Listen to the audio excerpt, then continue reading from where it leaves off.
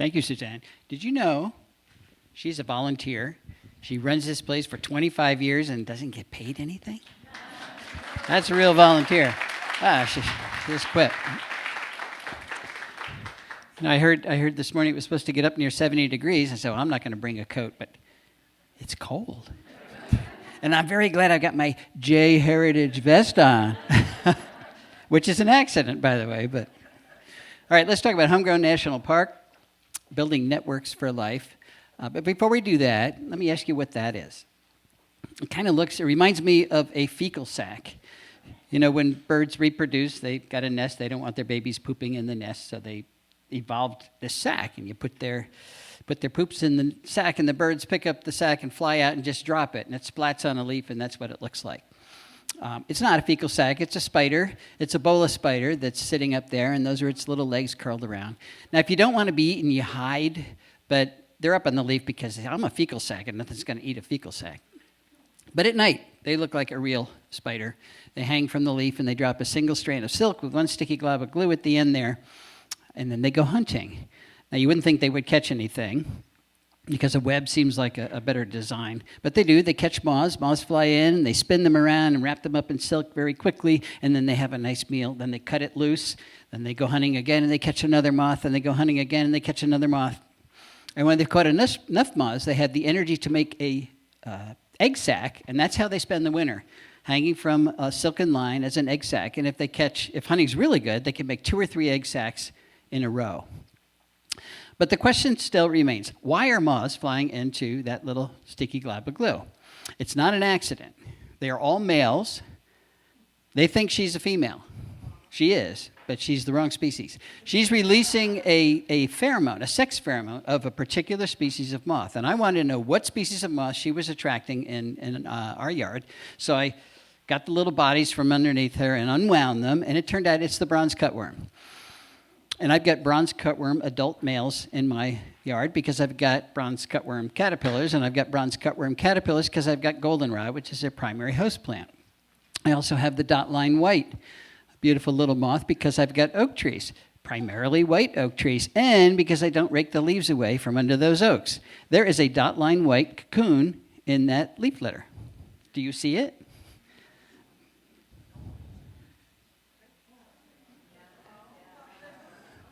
There it is, closer. There's no way you're going to see that when you're raking leaves, which is one of the reasons we rake too many leaves, because you're raking away an awful lot of the life that's associated with your trees. I've got evening primrose moths because I've got evening primrose, which I planted specifically to attract that moth, and they did come. The moth spends the day with its head stuffed in the flowers. Sometimes it's crowded, but it's always very cute. I've got zebra swallowtails because I've got pawpaws, and I planted pawpaws to attract the zebra swallowtails.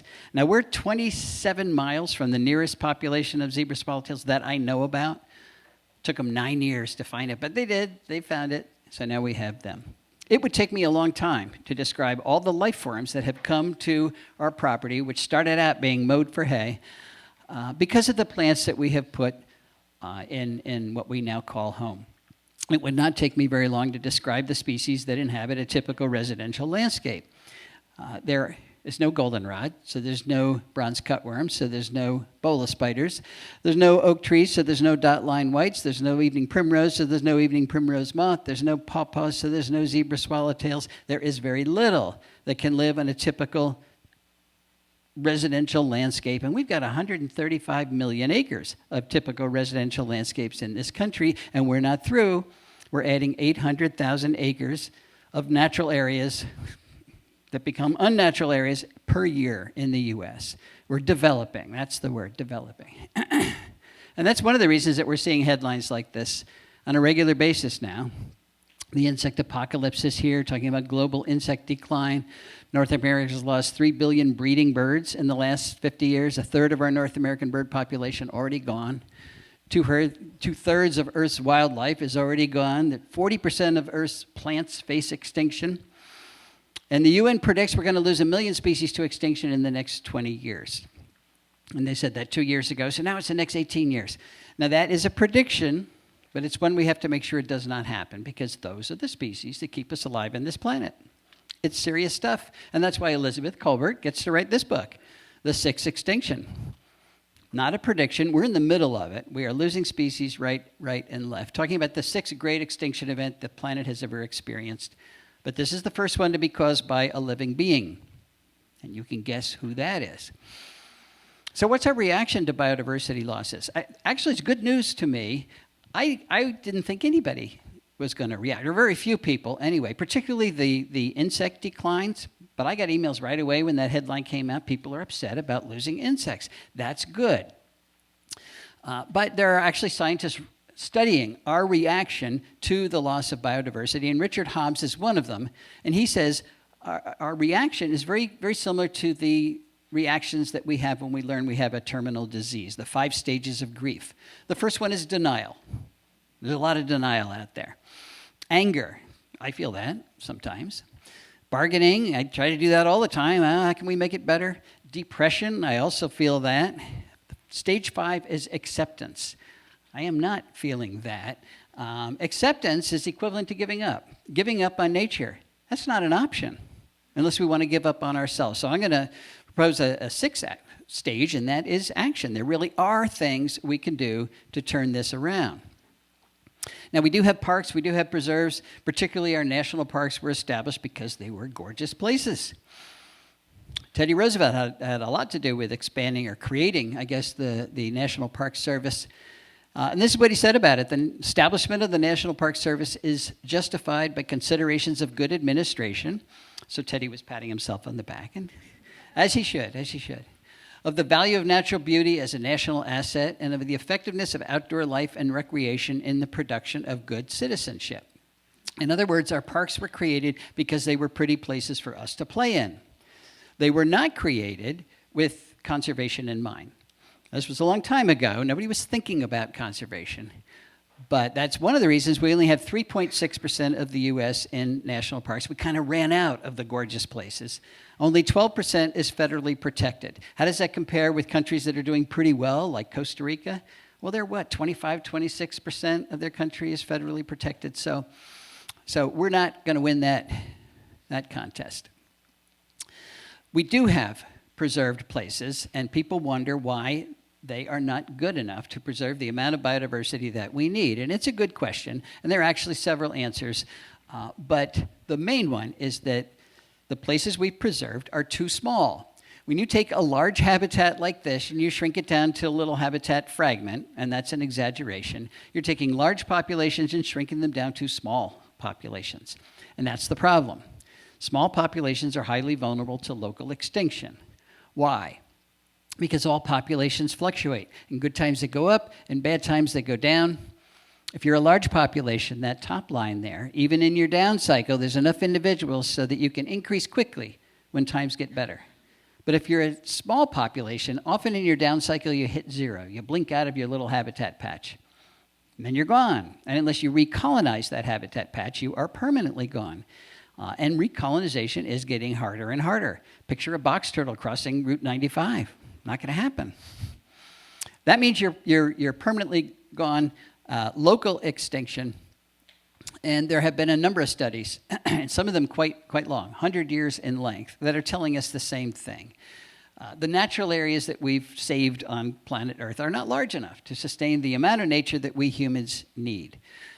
And every time we add a human to the planet, we need more nature. We need more ecosystem services.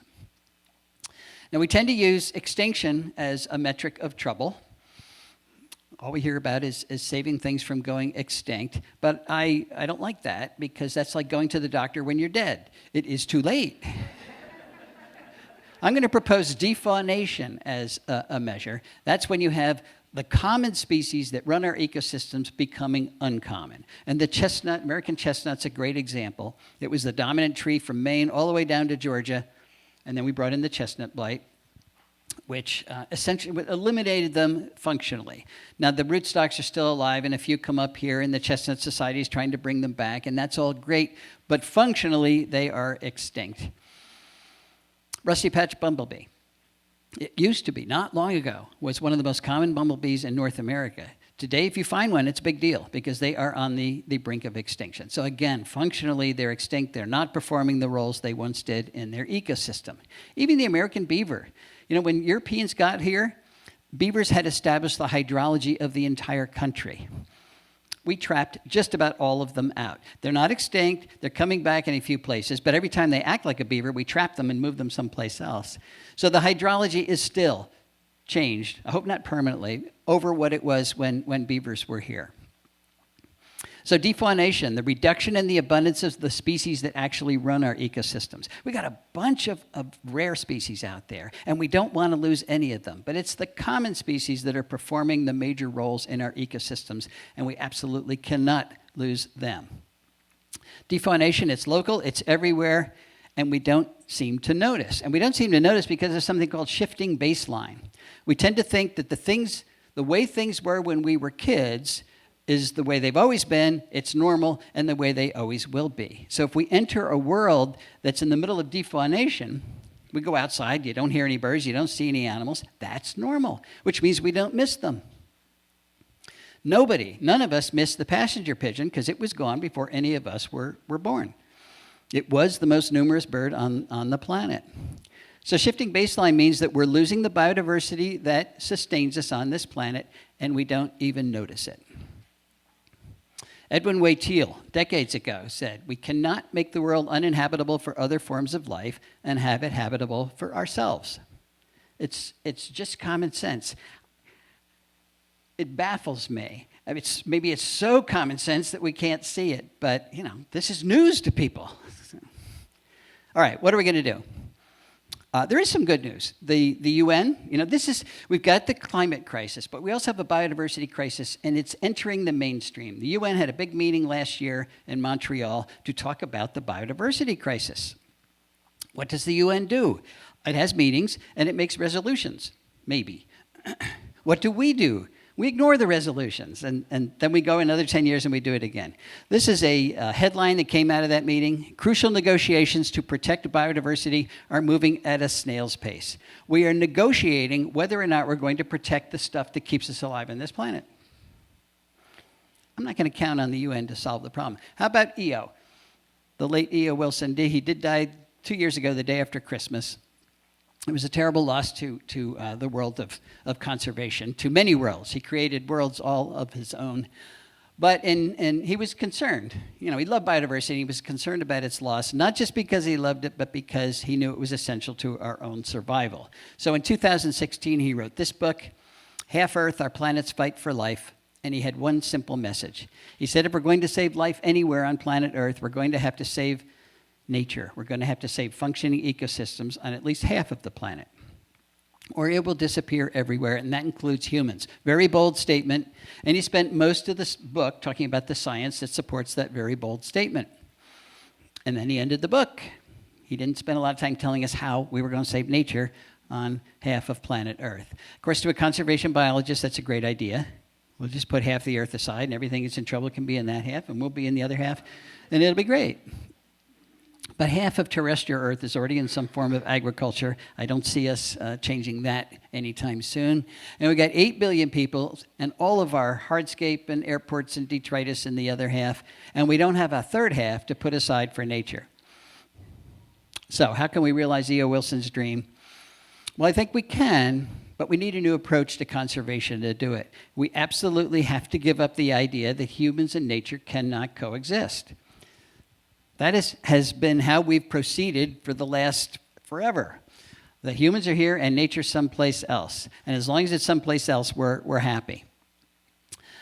Well, my main argument has always been that not only is living with nature an option, it's now the only viable option that's left to us. In the past, of course, conservationists worked pretty much exclusively where there weren't a lot of people. We now need to flip that on its head and practice conservation where there are a lot of people, because that's pretty much everywhere. And that means we're not just going to practice conservation in places like this, we're going to practice it over here. But look, there's nothing to conserve there. So we have to go beyond conservation into restoration. We have to put it back. And that means we've got to find ways for nature to thrive in human-dominated landscapes. Thrive. not hang on by a thread, not get diminished every year, but thrive. So that's the challenge. Well, one of the solutions that has been proposed is to take the habitat fragments that we have created and connect them with biological corridors. Remember, these are tiny little fragments of what used to be there, so the populations within them are tiny, so when they fluctuate, they're getting smaller and disappearing all the time. If we connect those habitats with each other, then the plants and animals within them can move back and forth. It reduces the threat of inbreeding depression, where close relatives aren't breeding with each other. The problem is the populations are still small. So when they fluctuate, they will still disappear over time. So it's a good step one, but I think what we need to do is not just make corridors that plants and animals can move back and forth in, but to make viable habitat in between viable habitats. So I'm proposing this would be a better solution, and that would be even better, where all the green things, they're plants. The lighter areas here would be where our major cities are and much of our agriculture, but we're going to put plants back. We're going to create viable habitat connecting the viable habitats that are out there. So right now, it's no man's land. We're going to make it a place where plants and animals can actually live. And that means we need a new attitude about property rights. Because who's in between the habitats? We are. That's where we live. It's where we work. It's where we play. We've got this idea that each one of us has the right to own a piece of the earth, and we can do whatever we want with it. This is our castle, and we're the kings, and don't tell me I can't do what I want with my own property. The problem is our yards are not like Las Vegas. You know what happens in Vegas stays in Vegas. How many of you know that? What happens in our yards does not stay in our yards. That's the huge difference here. Our properties, every single one of them, are part of the local ecosystem. And anything we do to our properties is going to impact that ecosystem either positively or negatively. Let's consider what happens when we make the decision to have a big lawn. Well, we're determining what happens when it rains, when we get a big storm. Is that water going to leave as stormwater runoff, or is it going to infiltrate slowly? Lawn, of course, encourages stormwater runoff. Are we going to add pollutants to our watershed? When it runs off, it's going to take the nitrogen, the phosphorus, the herbicides, and the insecticides, all that stuff we put on our lawn with it into the local watershed. The amount of lawn we have is going to determine how much carbon we are adding to the atmosphere every time we mow it. We're coming up on the season where that's once a week. It's also going to determine how well we're supporting pollinators. If you have a good lawn, you're not supporting them at all because you've eliminated the resources that they need. The amount of lawn and the plants we choose to put in that lawn, on that yard, are going to determine how much carbon we're pulling out of the atmosphere, how much carbon we're capturing. This is a big oak tree, of course, and it's built out of carbon. All plants are built out of the carbon that they take from carbon dioxide. They have removed it from the atmosphere, built their tissues out of it, but they're doing this through photosynthesis all the time, so they're removing more carbon than they can use. So they pump the extra carbon into the ground through their root systems, and once it's in the ground, it's extremely stable. That's the carbon storage we're talking about. And of course, the plants we choose for our yard are going to determine whether we're harboring ecological tumors like calorie pear or any of the other invasives that we have. Which, of course, don't stay. I call them tumors because this is what they do. They escape and they just keep growing, pushing out the native plants that are actually running our ecosystems. And, of course, how we landscape the plants that we choose are going to determine whether we're supporting the food web, whether we have plants that pass on energy they capture from the sun so that you have insects that feed birds and the whole complex food web that is out there. So, in other words, how we landscape, how much lawn we have, and the plants that we choose is going to help determine how much life our yard can sustain. And when you add it all up, it's going to determine how much life the earth can sustain, what the carrying capacity of the planet is. That is an awesome responsibility. And it's an awesome responsibility that homeowners don't know they have. But it also creates a grassroots solution to the biodiversity crisis, or at least an important partial solution. There are millions of us. There are many millions of us, not just in this country, but all around the world. If everybody recognized their role in the future of conservation, we'd have a giant army that we can do this with. That's good news. Now, where's the Army going to work? It's going to work on private property. The Army owns the private property. 78% of the lower 48 states is privately owned. 85% east of the Mississippi is privately owned. If we don't practice conservation on private property, we're going to fail. But now we've got an army of conservationists, so we can do it. So collectively, property owners are now the hope and the future of conservation. All we have to do is tell them that. Let's go back to lawn. It's the low-hanging fruit. We've got more than 44 million acres nationwide. These days, that's an area bigger than all of New England combined, dedicated to an ecological deadscape. Why do we do that? Well, it's a status symbol. It's a very important status symbol. And we have to display our Halloween decorations. But what if we cut the area of lawn in half? Now notice, I didn't say get rid of lawn. It's the best plant to walk on. So wherever you walk, you should have lawn. But most people don't even go outside. They're not walking on their yards. But wherever you walk, we're going to have lawn. And it's a wonderful cue for care. We do want to fit in with the current culture. And if you have some lawn that's manicured, you're in, you're accepted.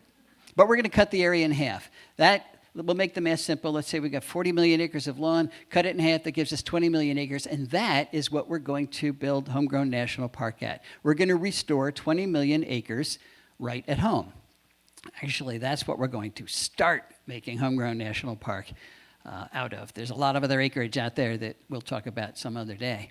But it's big. It's bigger than the Adirondacks, plus Yellowstone, plus Yosemite, Grand Tetons, Canyonlands, Mount Rainier, North Cascades, Badlands National Park, Olympic National Park, Sequoia National Park, plus the Grand Canyon, plus Denali, which is huge, plus the Great Smoky Mountains. If you add up all those parks, still less than 20 million acres. So Homegrown National Park will be the biggest park in the country. It's real. It's homegrownnationalpark.org now, a small nonprofit, and I do mean small. But this is the biodiversity map we talk about. We're urging everybody to consider joining Homegrown National Park by registering where their property is and recording the amount of area on their property that they're going to be a good steward of. Maybe you really are going to reduce your lawn a little bit. Maybe you really are going to plant an oak tree or put an aster in a flower pot. Doesn't matter how small an area you have. You're going to record that area, and then your little piece of your county is going to light up with a firefly.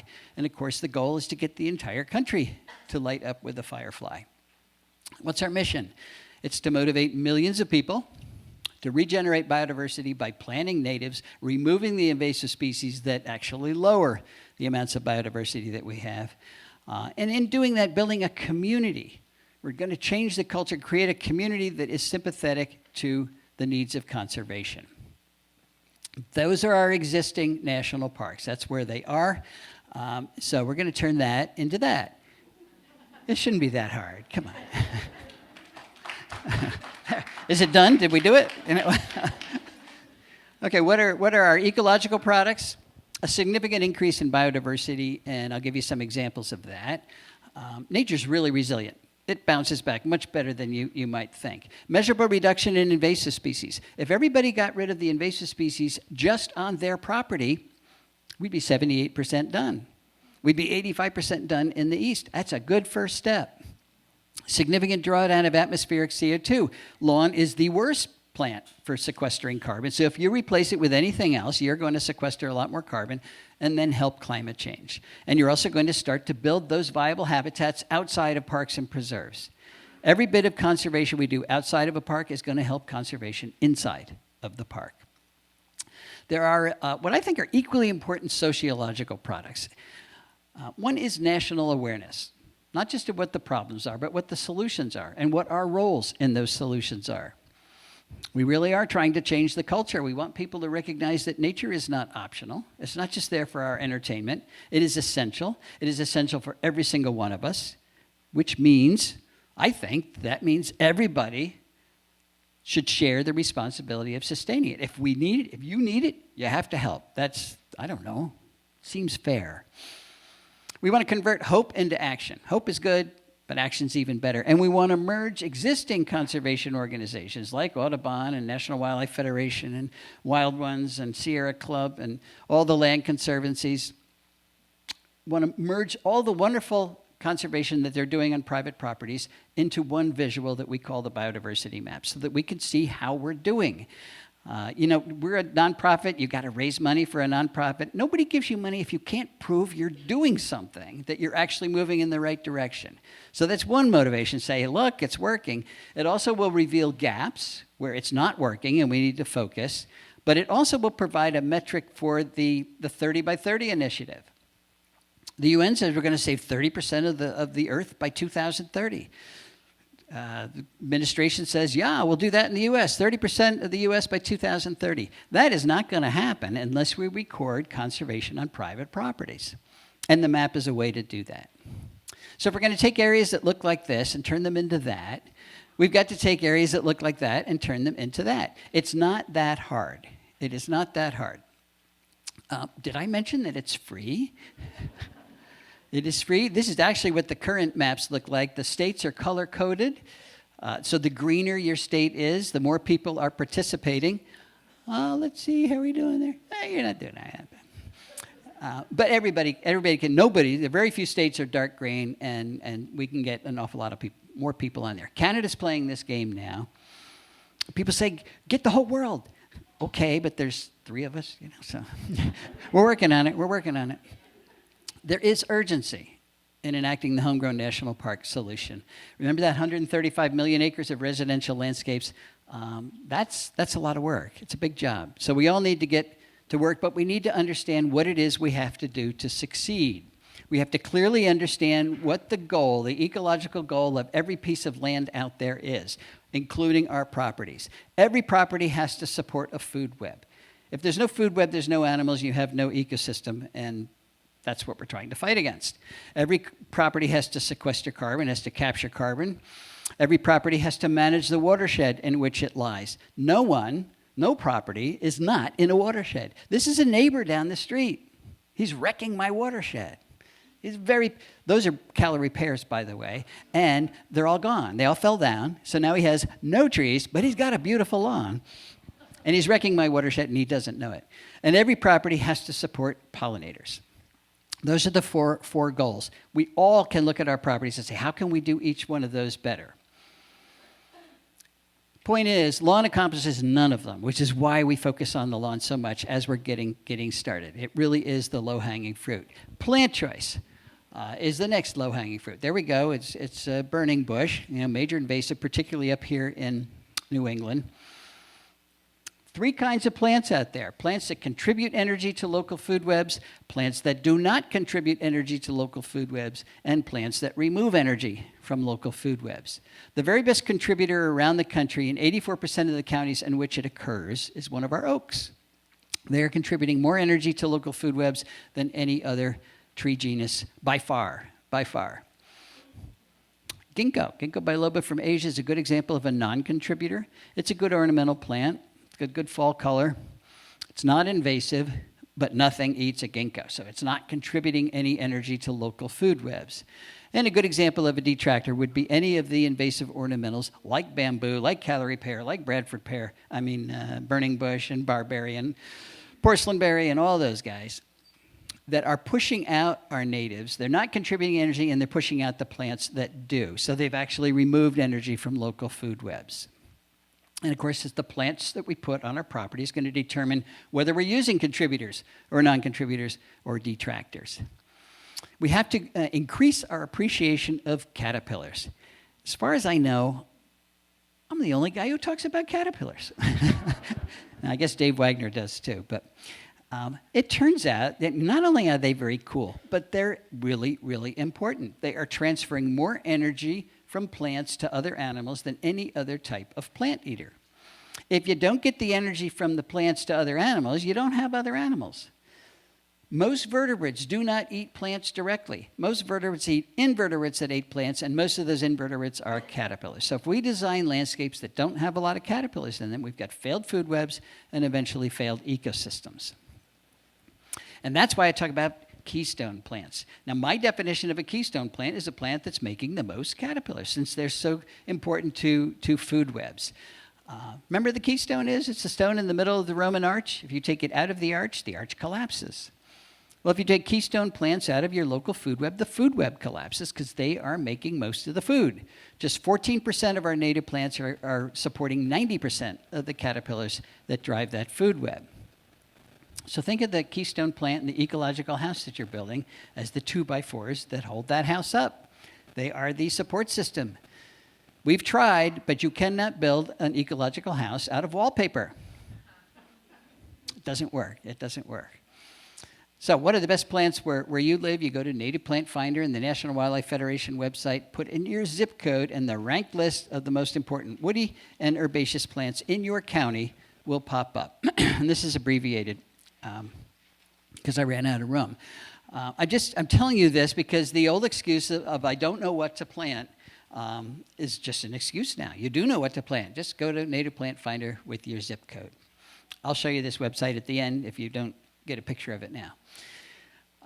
So another thing we have to appreciate is that we've got all those caterpillars out there that are driving the food web, but most of them, and not just caterpillars, most insects that eat plants are host plant specialists. They can only eat particular plants. 90% of the insects that eat plants can only eat the plants for which they have specialized adaptations that allow them to get around plant defenses. Plants protect themselves. They don't want to be eaten, so they've got all these defenses, and if insects don't adapt to those defenses, they can't eat those plants. Let's use the monarch butterfly as an example. I'll use it as an example because you already know most of what you need to know about the monarch. It, of course, is a host plant specialist. No milkweeds, no monarchs. And it's a specialist on milkweeds. Milkweeds are toxic plants. I used to suggest that if you don't believe me that plants defend themselves, go out and eat a plant and don't eat a milkweed because they're filled with cardiac glycosides that they will stop your heart if you eat enough of that milkweed. I used to say it's going to give you a heart attack, but there was a physician in the audience who said, no, it'll stop your heart. They also have sticky latex sap. When you break open a milkweed leaf, that's what gives it its name. You get the white goo that comes out. If you get that on your finger, just hold it up for a minute or so. It gels. On exposure to air, it turns into chewing gum. And that is the defensive property. If that gets smeared on a caterpillar's mouth parts, or yours, it's going to glue your mouth shut. And then the caterpillar starves to death. It's a really effective defense. So you might wonder, well, how do monarchs eat milkweeds? It's a good question. You can watch it, plant milkweeds in your yard. The caterpillar will walk onto the leaf. The first thing it does is go to the end of the leaf and start to eat. And if any white latex sap starts to come out, it'll stop eating immediately, turn around, go up maybe two-thirds of the leaf, or up two-thirds of the way up the leaf, and start to chew through the midrib. And it chews until it has completely severed the midrib. And what it's done is block the canals that shunt the latex sap from this end of the leaf to this end of the leaf. So now it can eat this whole end of the leaf. So it turns around, goes back down, and it can eat without any latex sap coming out at all. It's a very simple behavioral adaptation that most insects haven't figured out how to do. And of course, it flags the leaf. So you can now find monarch populations just by driving down the road and look at a milkweed patch. If you see flagged leaves, you know there are monarchs there. So those are the upsides of specialization. The monarch has the physiological and behavioral adaptations that allow it to get around the defenses of a very toxic plant. The downside of specialization is that now that's all it can eat. By specializing on milkweeds, it did not develop adaptations that could help it get around any other plant's defenses. There are 2,137 plant genera in North America, and milkweeds can eat one. That's host plant specialization. And remember, monarchs aren't special. 90% of the insects that are out there are just like monarchs. They can only eat particular plant lineages, which means we've got to have those plant lineages in our yards or we lose 90% of the insects that are out there. And just, I know you love data, so we'll give you a little bit of data. What happens when we don't use the plants that support those food webs? When we bring in those non-native plants, remember, most of the invasive species that we have now are escapees from our garden, so they're our fault. Well, here's a hedgerow. We went into hedgerows in Maryland, Pennsylvania, and Delaware and measured caterpillar communities that were invaded. This is by autumn olive and multiflora rose and bush honeysuckle and all the other things, and compared the caterpillar communities in hedgerows that are not invasive. So the real trick was finding these hedgerows. We found a 68% reduction in the number of species of caterpillars in those hedgerows, a 91% reduction in the abundance of the caterpillars in those hedgerows, and a 96% reduction in the biomass, the amount of energy those caterpillars are contributing to those hedgerows. If you think of caterpillars as bird food, we've just reduced bird food by 96%. That's what happens when we let the non-natives go crazy. We've lost D.O. Wilson, but he did a lot of writing his entire career, so we need to think about all the things he said, and one of the most important things he said is insects are the little things that run the world. He said it in a paper way back in 1987, and his message was very clear. Life as we know it depends on insects, and if they were to disappear, so would most of our flowering plants. And if that happened, it would so drastically change energy flow through our terrestrial ecosystems that the food webs that support our vertebrate animals would collapse. Our amphibians, our reptiles, our birds, and our mammals, they would all disappear. The biosphere, the living portion of the earth, would rot because we would have lost insect decomposers that rapidly turn over nutrients, and all we would have is bacteria and fungi. And of course, humans wouldn't survive any of those drastic changes. We need insects. So having National Insect Killing Week may not be a good idea. Now, this was 1929, but let's face it, our attitude hasn't changed very much. That was a campaign to boost the sales of all brands of chemicals to rid the community of insects, not pests, insects, all of them, out.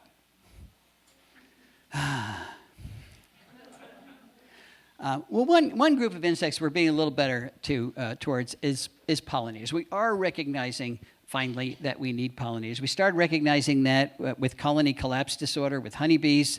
A non-native bee started to collapse, so we got upset about it. But when you looked at the native bees, they were all collapsing as well. So we've got a lot of initiatives to save pollinators. I'm bothered by why people want to save pollinators. The media will tell you because they pollinate a third of our crops, as if that's the only important thing pollinators do. It's not even correct. They pollinate a 1/12 of our crops. And I hear people say, I don't live next to a farm, so I don't need a pollinator. Yes, you do. They pollinate 80% of all plants and 90% of all flowering plants. If we lost our pollinators, we'd lose 80 to 90% of the plants on the planet, including some of our crops. But we can't. It's not the crops, folks. We need pollinators for plants, and we need plants everywhere.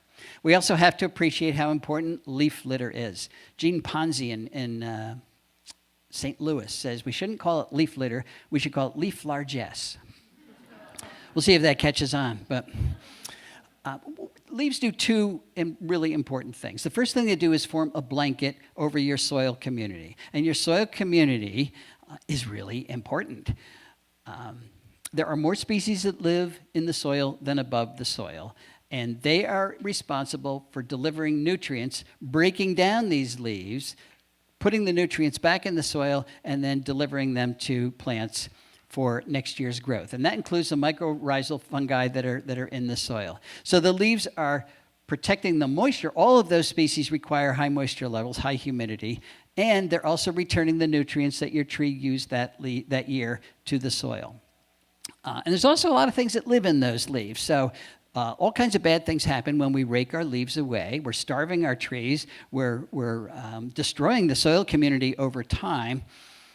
We're opening up the soil to being baked by the sun and wind and soil erosion. None of it's good when we get rid of leaves. Why do we get rid of leaves? Because we don't think they're pretty. It's not a good reason. Well, mostly we worry, our plants won't be able to get through those leaves if we leave them on our beds. Who was raking the leaves before we got here? There were plants in North America before we came to rake the leaves. There really were. So our plants are much better at getting through leaves than we give them credit for. This is white snake root at my house. I don't rake my leaves because I'm not home. But I wouldn't rake them anyway. I don't even know where my rake is. I didn't plant any of those plants. It's a thriving community on its own. All I do is just leave everything that's there. And by the way, that reminds you, the ground covers that you have under your trees and your beds, they can be more than 2 or 3 inches tall. You know, that white snakeroot is what, 3 feet tall? You can have shrubs. You can have a layered landscape. You are allowed to do that. We have to understand how important light pollution is.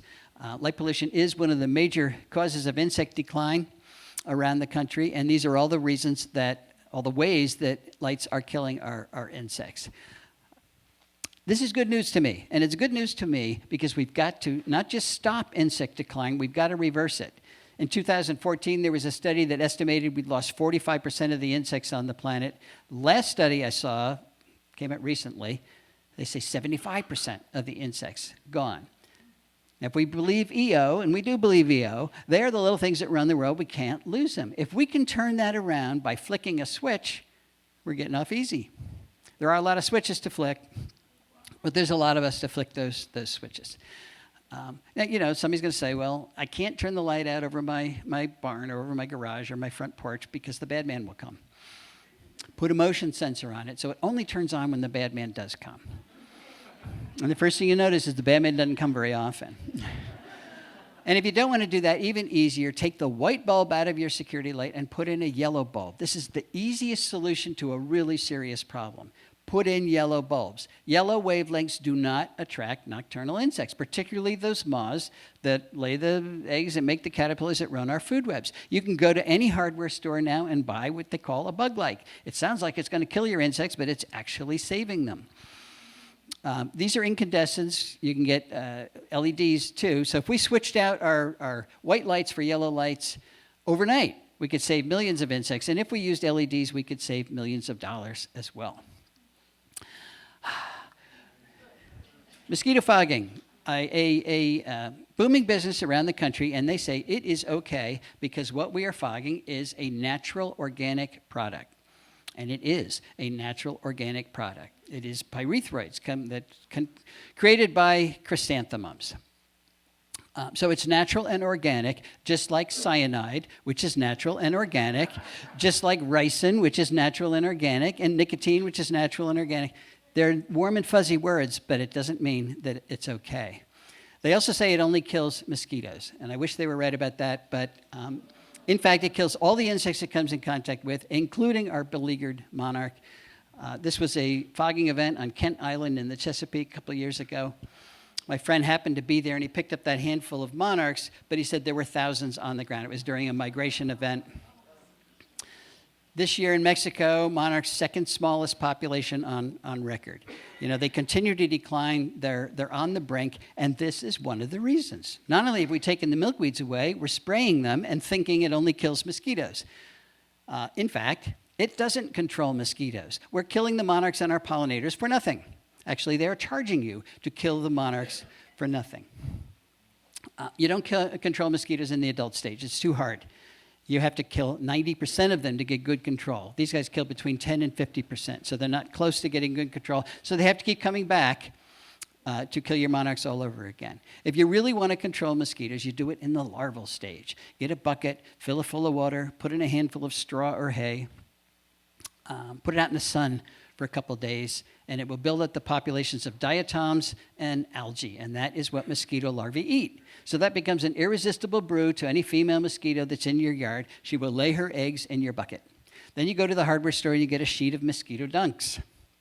Bacillus thuringiensis, it's a natural bacterium that only kills aquatic diptera, and the only aquatic diptera in your bucket is a mosquito larva.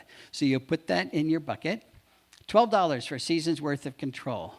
It works, it's effective, and it doesn't kill any non-targets. It works particularly if everybody does it. We have to start to appreciate how important small population or small yards are. 82% of us live in cities. They get to play this game too. This is Pam Carlson's yard. I use it all the time. Pam's a native plant landscaper who lives in Chicago on 1/10 of an acre. So the next time somebody says you can't make a pretty landscape with native plants, remember Pam's yard. Yes, you can. And it's 1/10 of an acre. She's recorded 125 species of birds that have used her yard because she took out her non-natives and put in productive natives. And if you have no property at all, you can use container gardening. So your front porch or your balcony, here's a apartment complex. Those are all balconies. There's not a single container plant on any of them, but they could be loaded with container plants. It could change a pile of bricks into a viable resource for mobile pollinators, the migrating monarch. Yes, you don't have as much power if you live in the middle of a city, but you are not powerless. And you can find out what the best native plants for container gardening is at our website. We've got a section of the website dedicated to native container plants by ecoregion. Now, fortunately, we do have a silver bullet in our fight against both climate change and the biodiversity crisis. We can help both of them at the same time through conservation. And conservation works. This is the Nachusa grasslands. It's 3,800 acres in Illinois.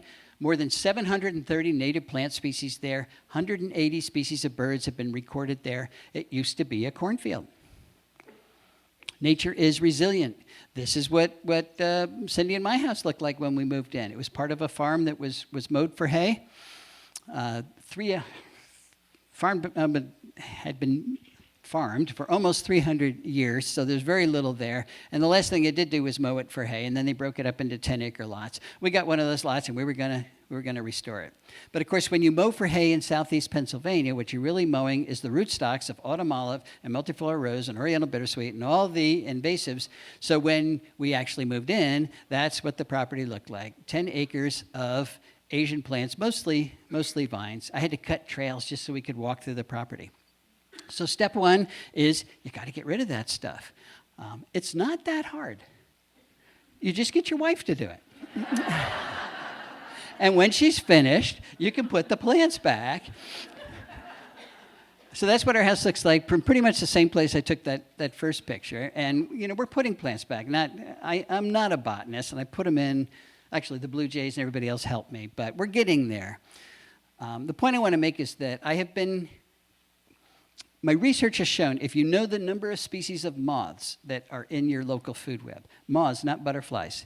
Butterflies are bad-tasting, day-flying moths. Let me see if I got, no. That's another talk. They really are. They're bad-tasting, day-flying moths. They come right out in the lineage, the middle of moths. Because they don't taste very good, that's why they get to fly during the day, and it's why not much eats them, so they're not adding a lot of energy to local food webs. But moths are. So if you know the number of species of moths in your food web, you have a good index of how stable that food web is and how productive it is, how many other species it's protecting. So I have been taking a picture of every species of moth I have found in my property. It's probably 7 years now, and I'm up to 1,263 species so far. That 63rd species there I added not last night, 2 nights ago. So who knows where it's going to stop. They are there because we put the plants that they need back. Now, we've got 10 acres. Pennsylvania is 29.2 million acres. So in one tiny, tiny, tiny little bit of Pennsylvania, we've got 48% of all the moths that occur in the entire state because we put the plants back. And many of them are really cool, like the chinkapin leaf miner, or the skullcap skeletonizer, or the neighbor. They have great names. The little devil, the horrid zale, the forgotten frigid owlet. I feel so sorry for the forgotten frigid. The visitation moth, the obtuse yellow, the explicit arches, and yes, there's an implicit arches too. The snowy-shouldered aclaris, the grateful midget, the morbid owlet, the pink-shaded fern moth, the feeble grass moth, the scribbler, the lemon plagotis, the cynical quaker, the showy emerald, the green marvel, Harris's three-spot, the slowpoke, old wife underwing, the eyed pectes, the hog sphinx, the tufted bird-dropping moth. Who wouldn't want the tufted bird-dropping moth at your house? It's beautiful. This is beautiful. The spun glass caterpillar and literally hundreds of other species have come to our property because we put the plants back. And the first thing people ask is, how come you have any plants at all? They're going to eat all your plants. Well, if there was nothing eating them, They might eat all my plants, but remember, they are the meat and potatoes of local food webs. Everything's eating caterpillars. We've got birds eating caterpillars. We've recorded 62 species of birds that have bred on our property because we have the caterpillars that they can rear their young on. We've got lots of insect predators out there, like ambush bugs, like assassin bugs, like predatory stink bugs. This guy sat next to this aggregation of milkweed tussock moth. That's what they look like when they're young. And it was a smaller aggregation by the time he left. We've got a lot of hymenopteran parasitoids. They are killing more caterpillars than anything else. It is very difficult. You're trying to raise a caterpillar through to adulthood in August, almost impossible because they've all been parasitized. We've got different types of wasps. This is a mud dauber wasp that doesn't lay an egg in the caterpillar. It stings the caterpillar and paralyzes it, and then carries it back to its nest and lays an egg on the caterpillar. This is nature's form of refrigeration. If it killed the caterpillar would rot before the egg even hatched. But if it's paralyzed, the caterpillar just sits there, and then the egg hatches, and then it can eat it. We've got vertebrates that eat our caterpillars and other insects as well. We've got skunks. Actually, in 23 years, I've only seen one skunk, so not that many. We've got possums, we've got coons, we've got foxes. 25% of a fox's diet is insects. We've got amphibians. We've got spring peepers. We've got toads. We've got salamanders. We've got ringneck snakes. We've got the cutest little gray tree frogs, which are actually green when they're little. We've got a balanced food web out there, and that's what keeps all those caterpillars from eating our yard. Our lawn gulls are too modest, so we have to move to other forms of private property, small woodlots, cropland, and rangeland. That's actually where most of the acreage is. I'm only going to talk about small woodlots now because we're running out of time, and most of us aren't grazing cattle at this point.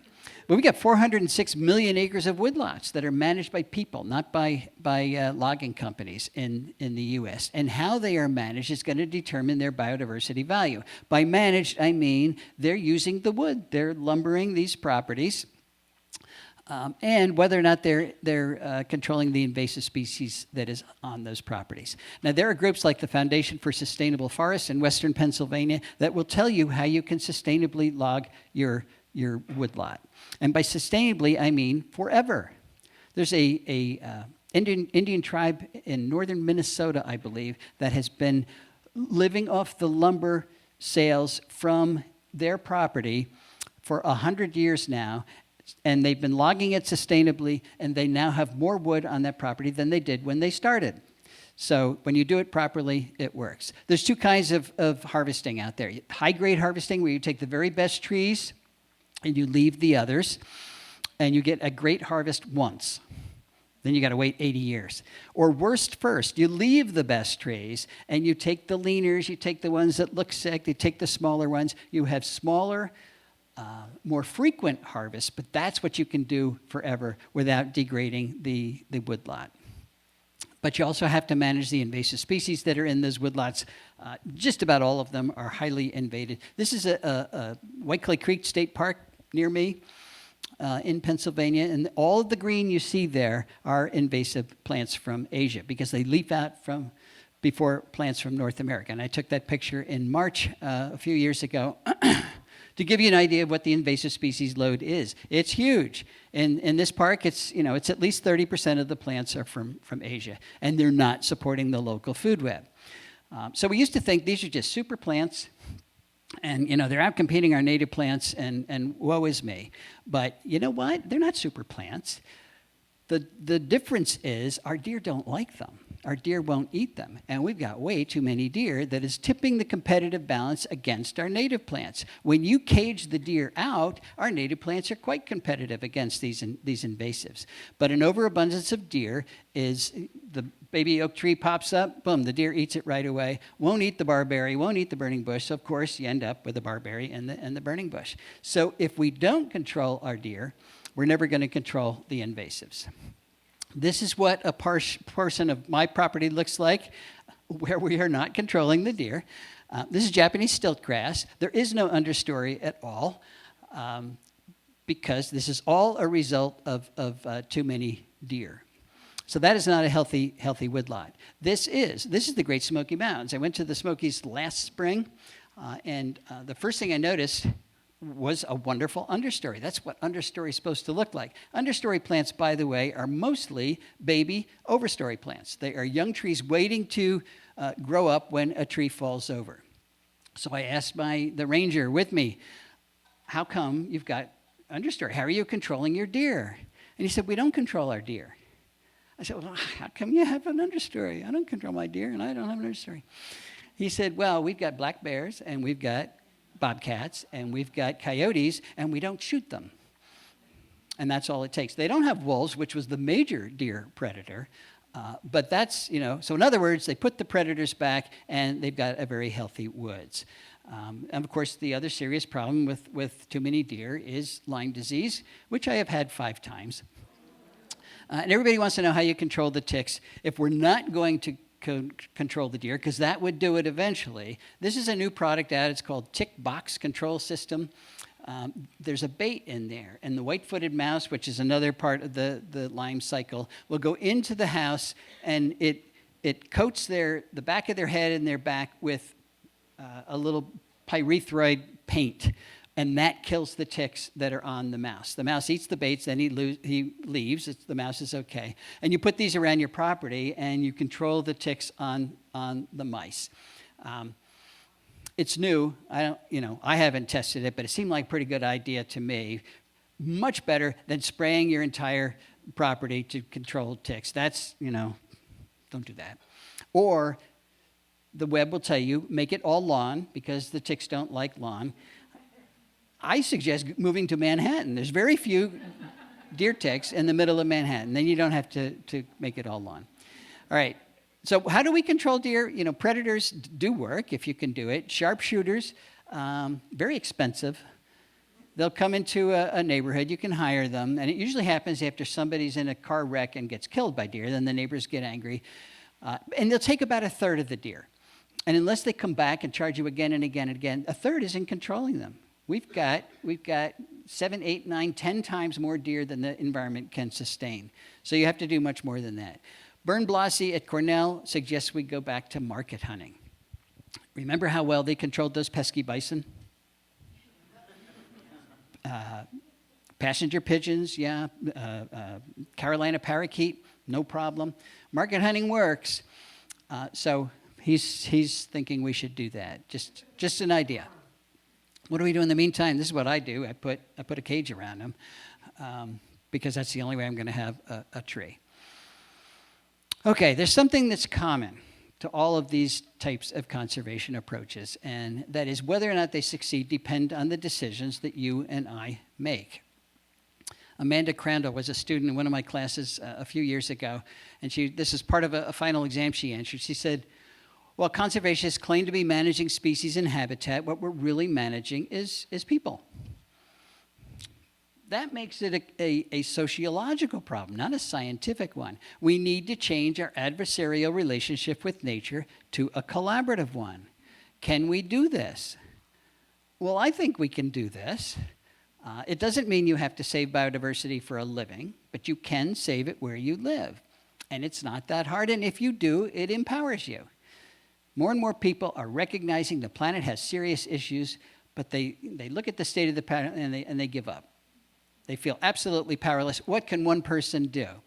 Well, one person can shrink the lawn, one person can modify your lights, one person can add a pollinator garden, one person can remove your invasives, one person can use keystone plants, one person can fire Mosquito Joe, one person can do a whole bunch of things to revitalize their local ecosystem, and it shrinks the problem down to something that's manageable for each one of us.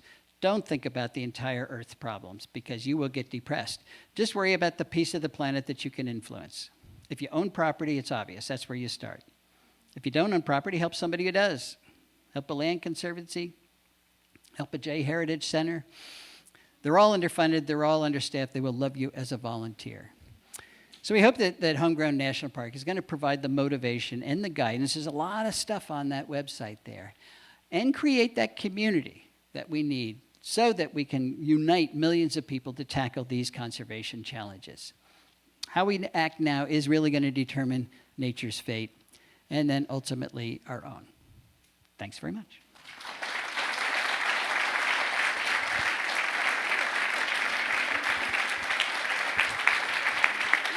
Questions? Yeah, okay.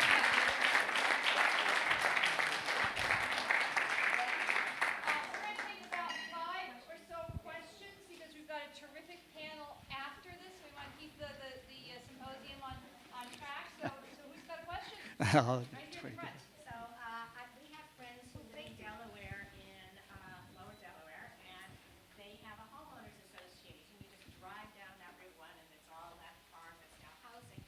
And it's all lawn.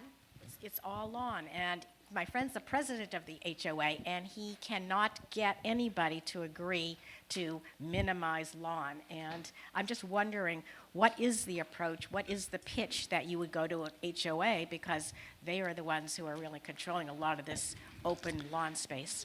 Right. HOAs, big problem, big constraint, but you know, HOAs are run by people. We are people.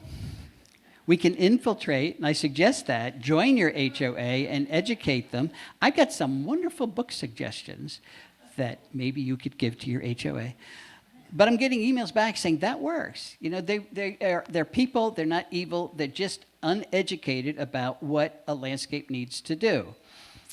You know, a lot of these talks are on YouTube. Have a YouTube night and sit down and watch it. And then who's going to say, no, we absolutely need to destroy everything around us? They don't have the right to do that, and they'll get that. So it's a matter of educating. You know, there was a couple in Maryland who sued their HOA. The HOA wouldn't let them use native plants, so they sued them, took them to court, and they won. It was in the New York Times. I fought the lawn, and the lawn lost. So now there's a legal precedence saying, and HOAs are much more hesitant to come. But it's really just a matter of education. They think it's going to lower property values. So that's why I show them Pam Carlson's house and say, no, it's not. I can show you a 100% alien landscape that is messy as anything. That will lower property values. It's whether you take care of it that determines the property values, not the plants you use in those properties. Hi. What do you think of the new trend with the Miyazaki forest, mini forest going on? Oh, the mini forest, yeah, the Miyawaki forest. You know, in the beginning, when it first came out, I had about 30 seconds to think about it because somebody called me, a reporter called me up. I was standing in my driveway. What do you think about this? And I said, well, you know, in 15, 20 years, you're going to have 1 or 2 trees in there. And it didn't sound, because they'll outcompete all the other ones. It didn't sound like a great idea to me. But I've looked into it, and I've changed my mind. What you do is you start with very small plants in a small space. The object was to get greenery into urban spaces. And Miyawaki was a Japanese forester, and he spent a lot of time talking about rehabilitating the soil. We're kind of getting past that a little bit. The trees you put in there, the plants you put in there, rebuild the soil much faster than he thought they would. But you start small, so the plant costs are low. And by small, I mean little plants. And you plant it really densely. So densely, there's no room for weeds, there's no room for invasives, or at least very little room. And it builds that community you're talking about. Everybody gets together and plants this. Then they grow up, and yes, in 10, 15 years, they do outcompete each other. But in the meantime, you've created a lot of biodiversity. The idea is that insects and things will come and colonize these, not that anybody's measured that yet, although I have a grad student who's going to start in September who wants to measure that. But I don't see why they wouldn't. So there's a lot of pluses up front. If you had just planted 1 or 2 trees in that space, you'd have to be mowing around or doing a lot of weeding over the next 20 years to keep all the other stuff you don't want out. So I think it's a good idea. I'm all for it. Hi, I just have a quick 2-part thing. I've been using tick bait boxes for about 5 years, but they're cost prohibitive for many people because you have to use a person licensed in the pesticides, even the permethrin. Really? So it's like for 5 boxes delivered twice, they give more food treats to attract the mice. It's $650. Wow. That's really expensive. Okay, so I didn't know maybe that. people can ask their local representatives to make it that we can buy them in the store ourselves. Yeah. But the question I had is, does your website have this in Spanish? because most of our landscapers, at least in our area, and I know in many other areas across the country, are Spanish speaking. So we are trying to, I've given interpretations and Spanish articles, but having a great presentation like this and a website where they can even get certified and learn more and more in a step-by-step process, that would be huge. Yeah, it's a great idea. When I wrote Bringing Nature Home, I asked Timber Press, can you translate this into Spanish? They said, no way. So guess what they just did? They translated it into Japanese. Maybe, now, so they've been sold and bought a couple times. Maybe they're more likely to do it. But it's a good idea yeah, it's a good idea. Okay. You got to go there. Over here, try this side. Okay. Gentleman in the green. Yeah, I've been told that possums are excellent for reducing tick populations. That a possum is like a tick magnet, and they very carefully groom themselves and eat all the ticks. And so I'm told that one possum in a neighborhood will reduce your tick population by 90%. Well, I don't know about the one possum thing, but possums and when you have a diversity of small mammals in your local food web, that includes coons and squirrels, foxes, those other things, they're either poor or dead-end hosts for the Borrelia. So the ticks get on them. Whether or not they eat the ticks bite them, but the disease does not multiply and is not picked up again. So having a diversity of alternate hosts does work. And there's a really interesting statistic from the South. There's a lot of deer in the South, and there's a lot of ticks, but there's almost no Lyme disease. Why is that? Well, there's also a lot of lizards. There's skinks and there's anoles, and they also pick up the ticks, and they're dead-end hosts, so it siphons off the infectivity and really does reduce it. So having a diverse landscape is a plus, yeah.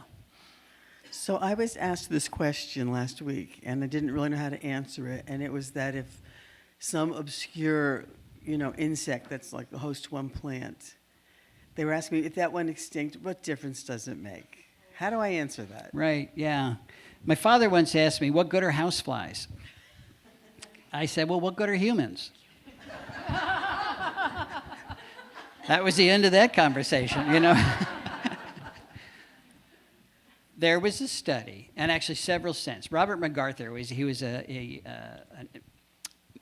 theoretical ecologist in the 50s, and he was a really smart guy. Unfortunately, he got a brain tumor in his 30s or something and died young. But before he did, he said, the relationship between the number of species in an ecosystem and how well that ecosystem functions, how productive it is and how stable it is a straight line. So as you increase the number of species, it's more stable and more productive.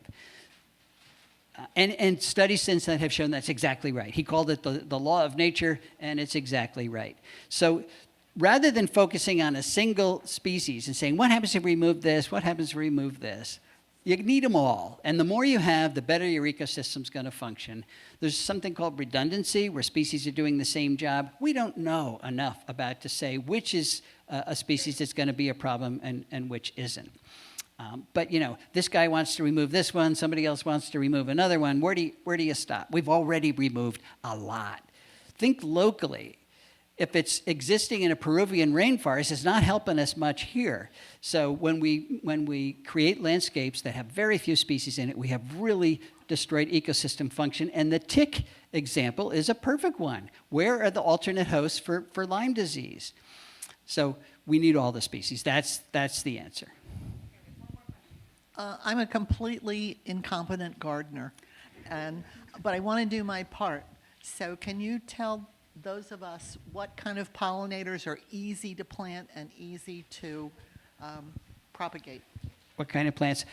The advice to that question is plant for specialist pollinators. If you satisfy the needs of specialist pollinators, you've also satisfied the needs of generalist pollinators. A third of our native bees, we have almost 4,000 species of them, require particular plants. So in this area, the very best plants for specialist pollinators are goldenrods, perennial sunflowers, and asters.